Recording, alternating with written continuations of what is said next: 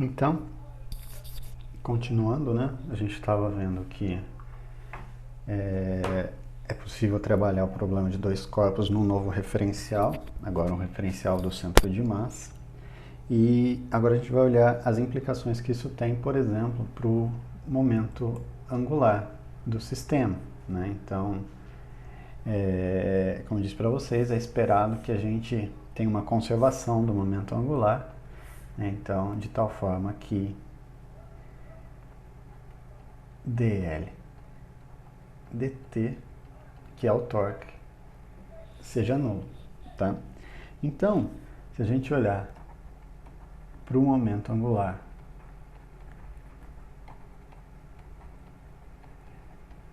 sabendo que esse L é dado por R vetor P, tá? Se eu colocar assim o momento da iésima partícula vai ser RI vetor PI, onde P é o momento linear, eu tenho que o momento total vai ser a soma em I de RI vetor PI. Então esse é o momento angular total e é esse momento angular que é conservado quando a gente olha essa rotação em torno do centro de massa. Tá? No caso desse sistema de duas partículas, então o que eu tinha era que L, portanto, vai ser nada mais do que R1 vetor P1 mais R2 vetor P2. Opa, não é P quadrado, é P2 índice, significando a segunda carga. E aí, escrevendo em termos das velocidades, eu tenho aí M1 R1, opa, R1 vetor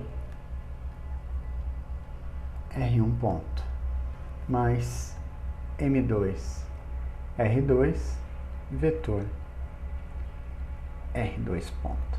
Né? Então, em termos das velocidades, e é interessante que isso aqui é válido para qualquer referencial, porque eu não defini. Simplesmente depende R em relação a que referencial, R1 e R2, certo? Agora, no centro de massa, eu posso escrever R1 e R2 da maneira que a gente tinha escrito anteriormente, tá? Onde está isso? Está aqui. Onde R1 depende desse vetor relativo e R2 depende desse vetor relativo, e eu tenho esse fator aqui que depende das massas. Então, o L, no referencial aí do centro de massa, pode ser escrito como M1, M2 sobre M R, né? Então esse aqui é o R1, vetor M2 sobre M R ponto, né? Porque esse é o momento. Agora, mais o outro termo, que vai ser, então, M2, e aí eu tenho aqui um menos M1 sobre M R2, vetor, um menos M2 sobre M R ponto. Tá? Fazendo esses produtos, organizando os termos, a gente vai ter aí, depois de umas poucas passagens, refaçam isso por favor, igual a mi R vetor R ponto, certo? E se a gente reescrever, isso aqui vai ser R vetor mi R ponto, e isso é R vetor P. Vou colocar um índice mi aqui, tá? Só para indicar que é referente à massa reduzida. Tá? Então, o que era de se esperar, né? Realmente, esse momento no referencial do centro de massa, ele é igual ao momento angular de uma partícula fictícia com a massa μ e descrita por um vetor relativo R, né? Então, por exemplo, eu teria aqui esse aqui é o centro de massa, eu teria como se eu tivesse uma outra partícula fictícia μ aqui,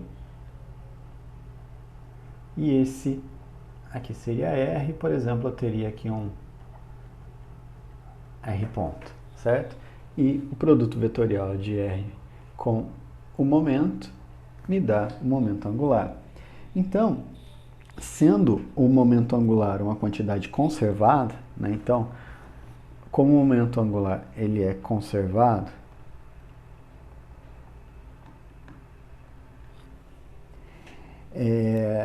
significa que ele tem uma direção que é fixa.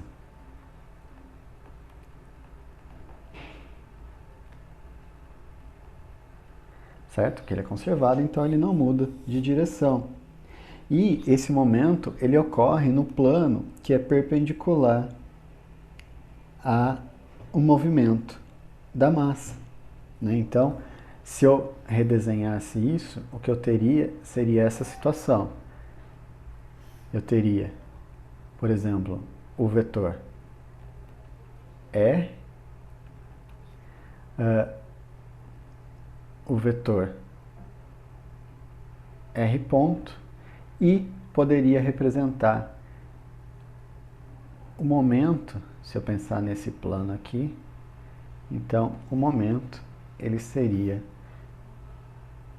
perpendicular a esse plano, tá? Então ele é,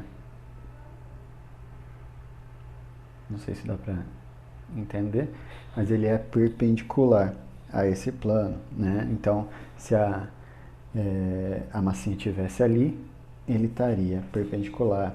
Então, o vetor coordenada relativa, então, R, ele está sempre no plano, assim como o R ponto está sempre num plano, tá? Então, o movimento tem movimento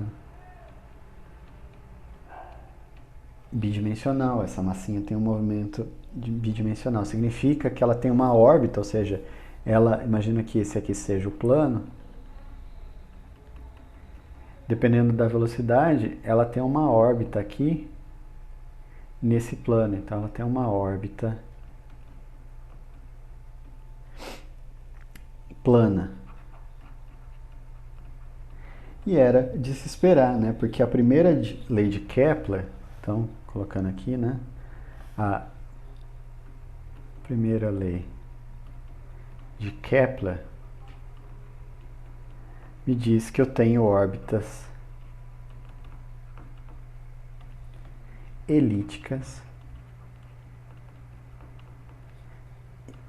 planas, né? Então, ou seja, só olhando para a conservação do momento angular, a gente vê que esse movimento ele é um movimento plano e realmente já começa a definir essa ideia de recuperar as leis de Kepler, né?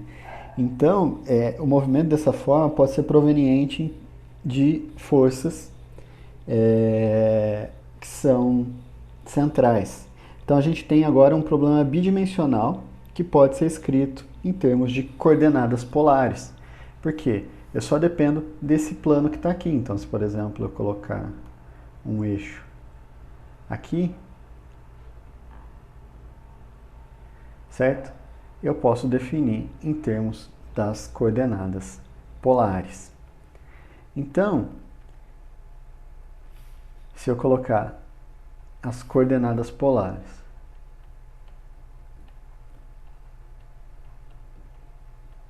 notem como as coisas vão começando a ficar mais simples. Porque eu tinha um movimento tridimensional e agora ele passa a ser um movimento... aliás, eu tinha um movimento tridimensional de duas partículas acopladas. Na hora que eu levo para o referencial do centro de massa, eu desacoplo esses movimentos no movimento de duas partículas fictícias, uma com a massa total do sistema no centro de massa e outra com a massa reduzida se movimentando, orbitando, né, em relação ao centro de massa. E agora o fato de eu ter adotado o referencial do centro de massa, que é um referencial inercial, isso me leva à conservação do momento angular, e essa conservação do momento angular me diz que esse movimento ele é um movimento plano, né? Então, eu posso descrever agora um problema de uma partícula em duas dimensões. Então, eu tinha um problema de duas partículas em três dimensões, 6 graus de liberdade. Agora eu passo a ter só 2 graus de liberdade, tá? Em coordenadas polares, o vetor posição, R, tá? Ele pode ser escrito como R na direção R. Já a velocidade, R ponto, a gente já viu que em coordenadas polares, só representando aqui, por exemplo, I, J, esse aqui é o vetor R, esse aqui é o ângulo θ, e eu tenho aqui o versor θ e o versor R. O versor θ, ele muda com o tempo. Então, a velocidade, ela vai ser o quê? Vai ser del R, del T na direção R, ou seja, R ponto, mais R del R, del T, porque também o versor muda, certo? E se a gente escrever isso, isso vai ser R ponto R, esse primeiro termo, e o segundo ponto, esse que aparece aqui, ele vai ser simplesmente φ. Eu chamei de φ, vou mudar a notação só por um φ aqui para seguir a notação que eu estou usando. R φ ponto na direção, ou não, θ, na direção φ. Certo? Então agora as duas coordenadas generalizadas do meu sistema são as coordenadas R e φ. Assim, eu posso escrever a partir daqui, porque eu quero calcular a lagrangiana, né? Então eu preciso dar o módulo da velocidade ao quadrado. O módulo da velocidade ao quadrado, então vai ser R ponto quadrado, então é R ponto quadrado mais R ao quadrado, φ ponto ao quadrado, certo? E a lagrangiana, L, ela vai ser meio da massa, nesse caso, lembrando, a gente está trabalhando com essa massa reduzida, de R ponto ao quadrado mais R ao quadrado, φ ponto ao quadrado, mais, menos U de R, certo? Nota que agora eu tenho outra lei de conservação aqui, porque a lagrangiana não depende da coordenada φ. Então, não depende de φ.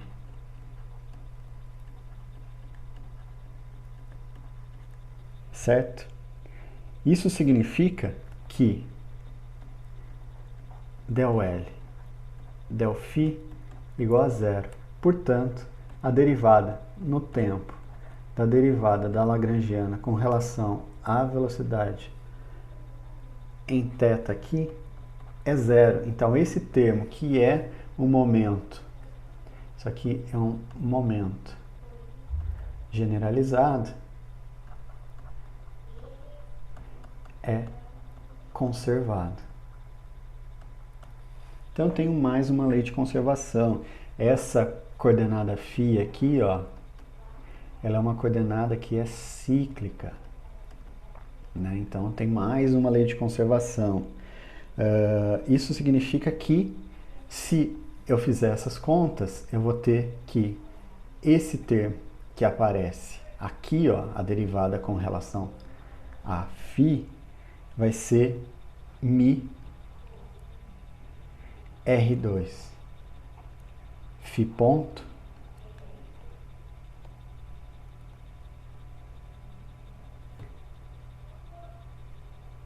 nada mais é do que o momento angular, tá? Então, esse aqui é um momento. Só que em coordenadas cartesianas. Então, se eu fizer R vetor P, a gente vai ver que dá exatamente isso que está aqui. E mais ainda, dl dt é igual a zero. Então, mais uma vez, aqui a gente mostra realmente que esse momento angular ele é conservado. O momento angular da partícula de massa μ é conservado. Então, a gente tem uma velocidade angular φ, que é constante, definida em termos de L, μ sobre R2. Essa aqui é a velocidade.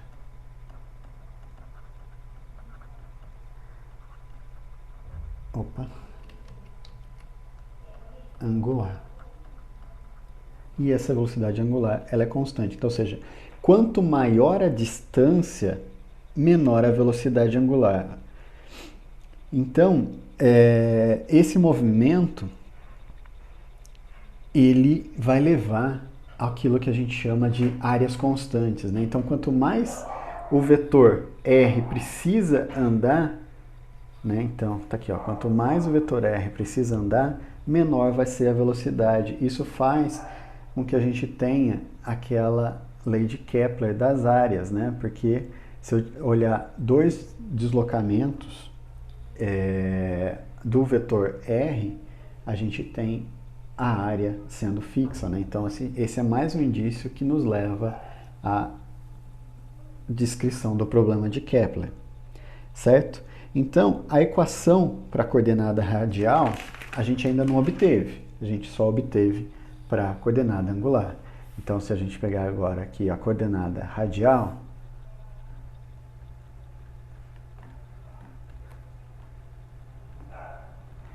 lembrando que ela não é cíclica, né? Então, se eu voltar aqui na Lagrangiana, o que eu tenho uma dependência com R, né? Tanto via potencial quanto via energia cinética, e com R ponto. Então, ela não é cíclica. Então, eu posso escrever as duas derivadas, né? Primeiro, del L, del R. Del L, del R, a gente vê que é μ R ponto φ ponto ao quadrado, μ R φ ponto ao quadrado, desculpa, mais a derivada, na verdade, mais a derivada, então aqui, menos del U, del R. Já a derivada da Lagrangiana com relação à velocidade generalizada, ela depende só desse primeiro termo, e isso aqui me dá μ R ponto, certo? Isso me leva às equações de Lagrange, que vão ser escritas como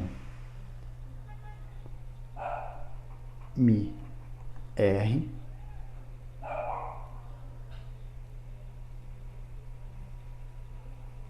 já em termos, né, vamos colocar tudo aqui. Então eu tenho μ R dois pontos, que é a derivada desse no tempo, voltando à equação de Lagrange, né? Então isso depende da derivada do primeiro menos a derivada do segundo, mais a derivada do segundo. Então, isso aqui me dá esse termo aqui, μ R φ ponto ao quadrado menos del U del R, então aqui está um mais, só voltar aqui nas minhas notas, mais, então, eu posso escrever esse φ em termos da velocidade angular, e isso me leva à equação de movimento, que é μ R dois pontos igual a L ao quadrado sobre μ R ao cubo menos del U del R. Bom, derivada do momento, a gente sabe que é força, né? Então, mais uma vez eu tenho aqui, segundo a lei de Newton, μR igual a uma força, então isso aqui também é uma força, é a chamada força centrífuga, tá? E aí eu posso pensar que essa aqui é a força central, essa é a força centrífuga, devido a esse movimento de órbita. Então, a gente pode pensar nesse termo aqui, ó, L2, sobre μ R, também como sendo uma força conservativa, porque a gente já viu, o momento angular ele é conservado. Então, a gente pode definir um potencial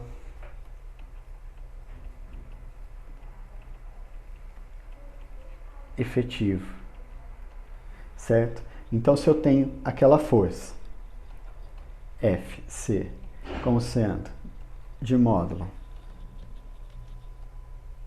L ao quadrado, μ R ao cubo, então eu posso escrever um potencial efetivo como sendo menos a integral dessa F dr, né?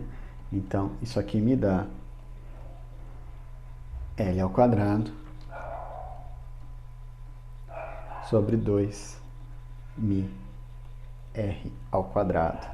Então, agora eu tenho um potencial efetivo, e aí a partícula ela está sujeita a um potencial total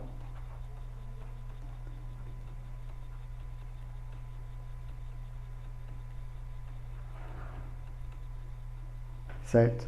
Que vai ser o potencial devido à força central mais esse potencial efetivo, que também é uma função de R, certo? Então, agora a gente pode trabalhar em termos desse sistema, desse potencial efetivo. Temos, assim, um problema de dois corpos, escrito em termos de movimento de uma única partícula fictícia de massa μ e vetor posição R, sob a ação de um potencial central, corrigido por um potencial centrífugo, que ele depende do momento angular, que é conservado. Então, ou seja, se eu sei quem que é o momento angular, eu vou fazer uma correção no movimento da partícula fictícia e escrever esse movimento. E agora o que eu tenho é um problema totalmente escalar, porque ele depende só da Lagrangiana, ele depende só do potencial. No caso gravitacional, né? Deixando isso aqui, no caso gravitacional, escrevendo aqui, ó,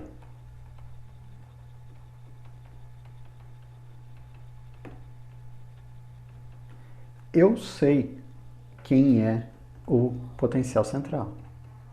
O de R igual a menos G M1 M2 sobre R, certo? E aí a energia total ela é conservada porque eu estou falando de forças que são conservativas. Então, o que eu tenho agora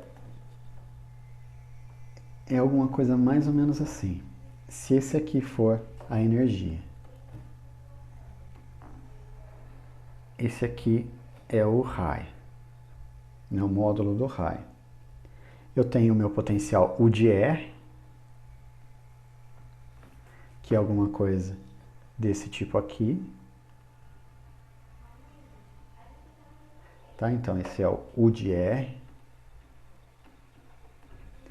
E aí, eu tenho uma correção que é dado por esse potencial efetivo. Nota que ele é sempre positivo, porque ele depende do módulo ao quadrado do momento angular, certo? Então, ele é sempre positivo. Então, ele é uma função parabólica aqui, tá vendo? Que conforme e decrescente. Então, se eu descrever esse potencial, ele vai ser alguma coisa mais ou menos assim, ó. Tá? Então, esse aqui é o efetivo de R, certo? E aí, o potencial gerado vai ser um potencial desse tipo aqui, ó, mais ou menos. Deixa eu mudar de cor.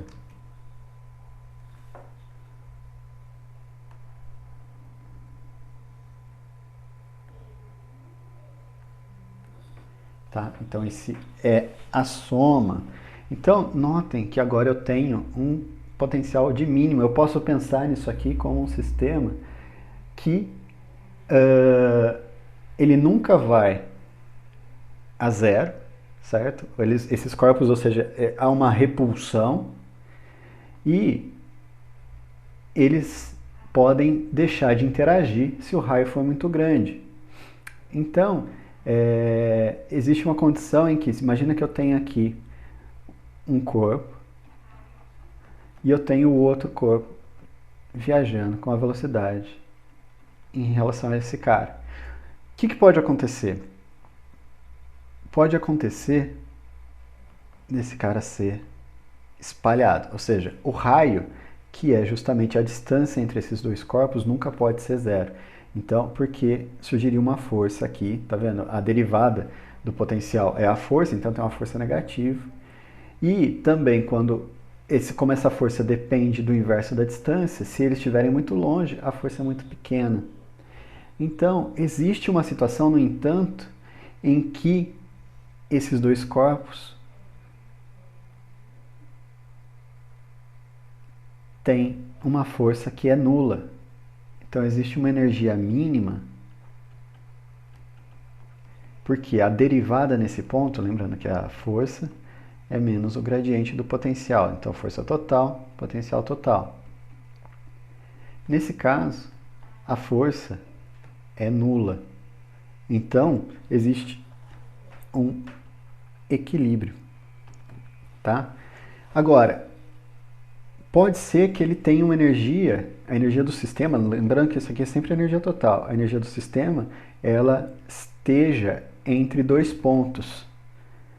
Então, assim, imagine que o sistema, na verdade, tenha essa energia que está aqui, não E mínimo, mas essa que está aqui, ó, E do sistema. Então, existem duas possíveis configurações, certo? Então, ele fica oscilando. Então, notem que isso aqui lembra muito o oscilador harmônico. E aí, dependendo da energia, são as possíveis órbitas que eu vou ter, né? Então, eu tenho dois tipos de órbita. Uma órbita que é aberta, por exemplo, essa aqui, ó, ela interage e espalha. E eu posso ter uma órbita que é fechada. Então, por exemplo, eu tenho um corpo orbitando o outro. E esses raios, notem aqui que eu tenho um raio, um R mínimo, um R menor aqui, e eu tenho um R maior. São os raios dessa órbita, né? Então, eu tenho um R maior aqui e um R menor, tá? Lembrando que o que eu fiz aqui foi falar que o corpo de maior massa é o centro de massa, tá? Só isso que está aqui. Então, dependendo dessas energias, se a energia do sistema for maior do que zero, eu tenho uma órbita aberta. Então, eu tenho um espalhamento. Notem que isso significa estar aqui, ó. Certo? Então, ela é espalhada.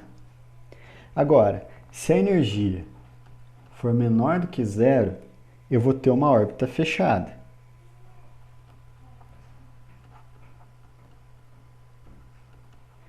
Certo? E aí eu tenho uma oscilação entre dois pontos de retorno.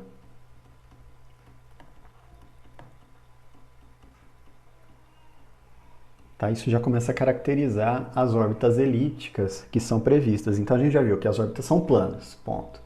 E além de ser planas, elas são elípticas, porque a energia do sistema Terra-planeta, ela é menor do que zero. Existe a situação em que essa energia é igual a mínimo. Então, nessa situação eu tenho somente um raio. Vou chamar um R0 aqui. Então eu tenho uma órbita fechada e circular, tá? Então, a gente vê que a gente tem uma órbita, uma energia que é ligada, né? Ou seja, menor do que zero, e a gente consegue definir, resolvendo esse problema, olhando só por esse potencial efetivo, uma análise bastante qualitativa e bastante precisa das órbitas de um sistema interagente. Além disso, a gente pode mostrar ainda que essa energia total ela é conservada. E deveria ser, né? Por quê? Porque o sistema está sob ação de forças que são conservativas. Então, o que eu tenho? Eu tenho a equação de Newton, né, que foi deduzida, então, μ ddt de R ponto igual a menos del U del R. Aqui eu posso até colocar derivada total, du total dr, né? Lembrando que esse U é o total dado pela soma. Agora, se eu multiplicar essa expressão, por exemplo, por dr dt, para obter aí uma regra da cadeia, o que eu vou ter é o seguinte, μ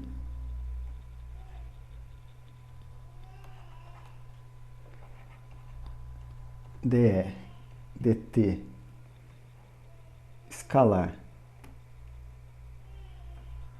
é, certo? Igual a menos du total dr dt. Esse termo que está aqui, eu posso escrever como du dt, certo? Já esse termo que está desse lado aqui, nada mais é do que a derivada no tempo, a gente já fez isso algumas vezes, né, nesse curso, de μ r ponto ao quadrado. Só que isso aqui nada mais é do que a energia cinética, T, do sistema. Então eu tenho o seguinte, de tudo isso que está aqui. Opa. De tudo isso, eu tenho aqui ddt da energia cinética, mais, passando esse termo para lá, ddt da energia total igual a zero. Então, como as duas derivadas são no tempo, a soma das derivadas é a derivada da soma, então T mais U igual a zero. Só que a soma da energia total, cinética total, com a energia potencial total, é a energia total do sistema. Então, ddt de E igual a zero. Então, E é constante, ou seja, mais uma conservação. A energia total do sistema, ela é conservada, tá? Então, ou seja, a gente já viu que o momento angular é conservado, isso nos permite escrever esse sistema em termos de do momento angular, né? Além disso, a gente vê que isso leva a um movimento que é plano. Esse movimento pode ser órbitas elípticas, né? Ou órbitas fechadas ou abertas, dependendo da energia total do sistema. E a energia total do sistema, ela é conservada. Então a gente pode sim descrever todo o sistema planetário, por exemplo, pelo menos uma aproximação em que eu tenho sistemas que têm órbitas abertas, né? Então são espalhados, eu tenho centros espalhadores, e tenho sistemas que têm órbitas fechadas, né? Como é o caso de planetas, por exemplo. Tá? Então, tudo isso saiu desse problema de dois corpos e o uso do princípio de Lagrange ajuda muito para que a gente trabalhe com esse sistema. Tá? Então, é isso. Depois a gente volta para falar um pouco mais e obter agora as leis de Kepler propriamente ditas. Certo?